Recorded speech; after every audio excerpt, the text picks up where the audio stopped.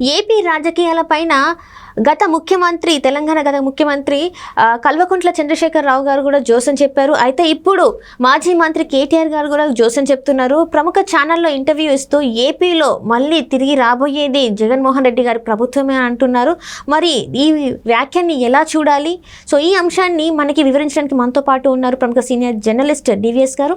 నమస్కారం సార్. నమస్తే sir. AP రాజకీయాలపైన Telangana మాజీ ముఖ్యమంత్రి మాజీ మంత్రులు గారు అయితే కొన్ని వ్యాఖ్యలు చేస్తున్నారు. ఏంటంటే ఏపీలో మళ్ళీ తిరిగి వచ్చేది జగన్ ప్రభుత్వం అని చెప్పేసి వీళ్ళైతే జోస్ అని చెప్తున్నారు. మరి వీళ్ళు ఎలా తెలుసు, వీళ్ళకి ఎలా ముందుగా తెలుస్తున్నాయి ఈ సమాచారం అంతా? కేసీఆర్ కేటీఆర్ జగన్తో ఎంత జిగ్ని దోస్తులో తెలుస్తుంది.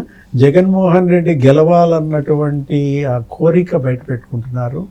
తెలుగుదేశం ఓడిపోవాలి, చంద్రబాబు ఓడిపోవాలన్న ఒక కక్ష పగా కనపడుతున్నాయి. ఎందుకంటే వాళ్ళకి తెలుసు జగన్మోహన్ రెడ్డి ఓడిపోతున్నాడని. 4 నెలల ముందే జగన్మోహన్ రెడ్డి తను ఓడిపోతున్నానని తనకే తెలుసు. కేసీఆర్కి ఆ మాత్రం తెలియదా? కాకపోతే ఏంటంటే వీళ్ళ మాటల ద్వారా జగన్లో వైఎస్ఆర్ కాంగ్రెస్ పార్టీలో మొరాలిటీ పెరుగుద్ది అనుకుంటున్నారు.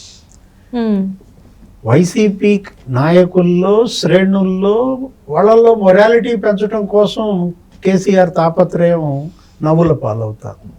ఎందుకంటే వాళ్ళకే తెలుసు కదా జగన్ ఓడిపోతున్నాడు అని చెప్పి. ఇవాళ జగన్మోహన్ రెడ్డి టికెట్ ఇచ్చిన వాళ్ళంతా మాకు నువ్వు వద్దు, నీ టికెట్ వద్దు అని పారిపోయిన పరిస్థితి.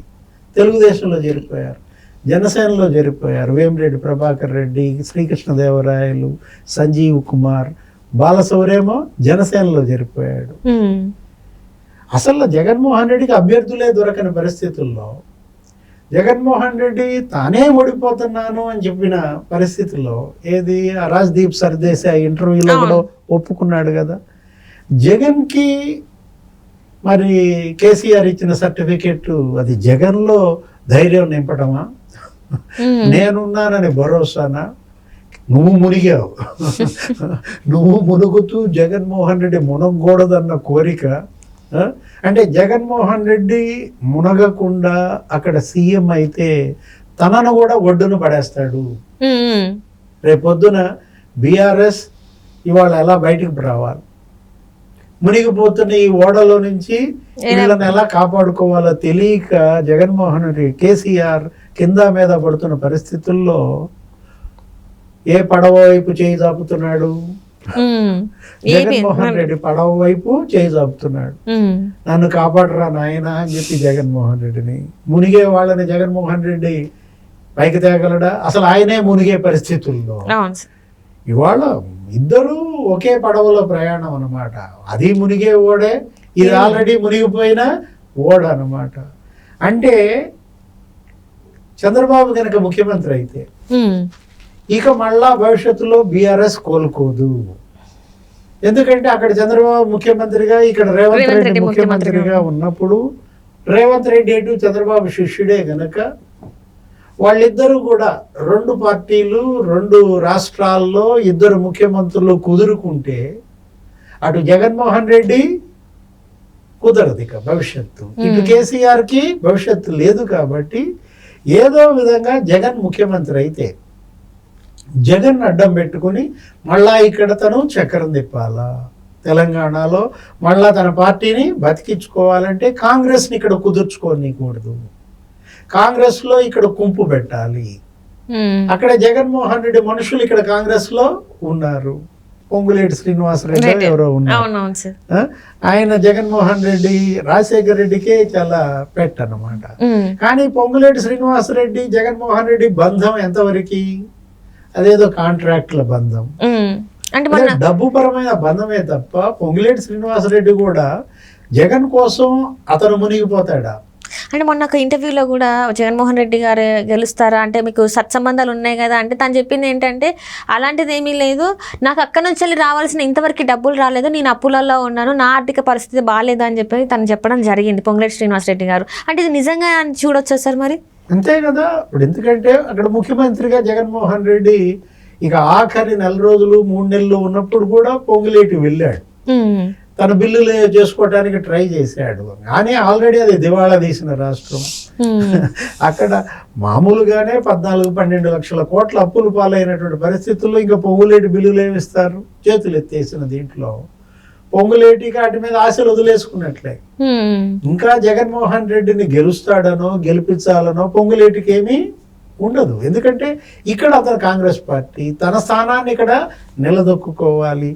ఈ విధంగా జగన్ అడ్డం పెట్టుకుని పొంగులేటి ద్వారా కాంగ్రెస్లో చీలిక తెచ్చి కేసీఆర్ మళ్ళా బలపడాలని చూస్తే అది కాస్త బూమ్రాంగ్ అవుతుంది.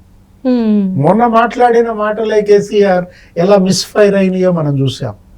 25 మంది కాంగ్రెస్ ఎమ్మెల్యేలు తనతో టచ్ లో ఉన్నారు. అసలు నీ ఎమ్మెల్యేలే నీతో టచ్ లో లేనప్పుడు నీకు కాంగ్రెస్ ఎమ్మెల్యేలు టచ్ లో ఉన్నారంటే జనం నమ్ముతారా? ఇదేంటంటే ఇవాళ కొట్టుకుపోతున్నాడు కేసీఆర్. ఇవాళ బీఆర్ఎస్ పార్టీ ఇవి ఏంటి సునామీలో కొట్టుకుపోతున్న పరిస్థితుల్లో గడ్డి పూస దొరికిన పట్టుకోవాలని చూస్తున్నాడు అన్నమాట. ఎందుకనంటే రేపటి పార్లమెంట్ ఎన్నికల్లో కేసీఆర్ గెలవకపోతే, కనీసం 4-5 స్థానాలు కూడా రాకపోతే ఇక ఇక్కడ బీఆర్ఎస్ ఉండదు. బీజేపీ ఇవాళ బీఆర్ఎస్ని మింగేస్తుంది.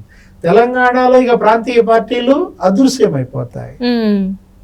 ఆల్రెడీ హరీష్ రావు కూడా గేట్ ఎక్కాడు అంటున్నారు.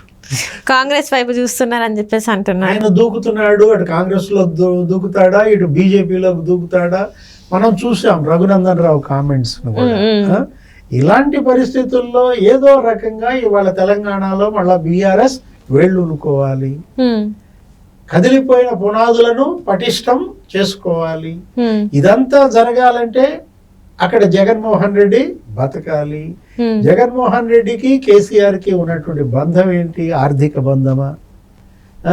జగన్మోహన్ రెడ్డి ముందు తను బయటపడే పరిస్థితే లేనటువంటి పరిస్థితుల్లో కేసీఆర్నే ఒడ్డునేస్తాడు. అటు జగన్ మునగటం ఖాయం, ఇటు కేసీఆర్ మునగటం ఖాయం. ఎవరు తేలే పరిస్థితి లేదనమాట. ఎందుకంటే 10 ఏళ్ళు అధికారంలో ఉన్న కేసీఆర్ ప్రజలను వదిలేశాడు. పవర్ కోసం నానా పాటలు పడ్డాడు. ఇవాళ కాంగ్రెస్ పార్టీని చీల్చి చెండాడాడు. 2014లో చీల్చాడు, 2019లో చీల్చాడు. 42 మంది ఎమ్మెల్యేలను లాగేసుకున్నాడు. తెలుగుదేశం పార్టీ వాళ్ళని చీల్చేశాడు. వాటన్నిటి ఫలితమే ఇవాళ కేసీఆర్ పతనం. మళ్ళా కాంగ్రెస్ లో చీలిక తెచ్చే ప్రయత్నం చేస్తాడా? ఇప్పటికే బీఆర్ఎస్ వాళ్ళంతా కూడా జెండా బీకేశారు. బీజేపీలోకి పోయే వాళ్ళు బీజేపీలోకి పోయారు, కాంగ్రెస్లోకి వెళ్ళిపోయారు. వాళ్ళల్లో ఇంకా మొరాలిటీ ఈయన పెంచాలని చూసినా జగన్మోహన్ రెడ్డి అనే భూతాన్ని చూపించేసరికి వాళ్ళు మరీ భయపడిపోతున్నారు. మొన్నే చంద్రబాబు పైనటువంటి చేసిన వ్యాఖ్యల వల్ల, చంద్రబాబు అరెస్ట్ గురించి మాట్లాడిన దాని వల్ల కేటీఆర్ ఏమైంది? ఇక్కడ ఉన్నటువంటి తెలుగుదేశం అభిమానులు, ఇక్కడ ఉన్నటువంటి చంద్రబాబు అభిమానులు కాంగ్రెస్ ఓట్లేశారు. తెలుగుదేశం పార్టీ పోటీ కూడా పెట్టలేదు. తెలుగుదేశం పార్టీ పోటీ పెట్టకపోయేసరికి అదంతా ఎవరి నెత్తి మీద పాలు పోసినట్లయింది? కాంగ్రెస్ నెత్తి మీద పాలు పోసినట్లయింది. ఇప్పుడు మళ్ళా జగన్ గెలుస్తాడు అన్న మాటలతో ఏం జరుగుద్ది? తెలంగాణలో కేసీఆర్ కు పడే ఆ ఓట్లు కూడా పడకుండా అయిపోతుంది.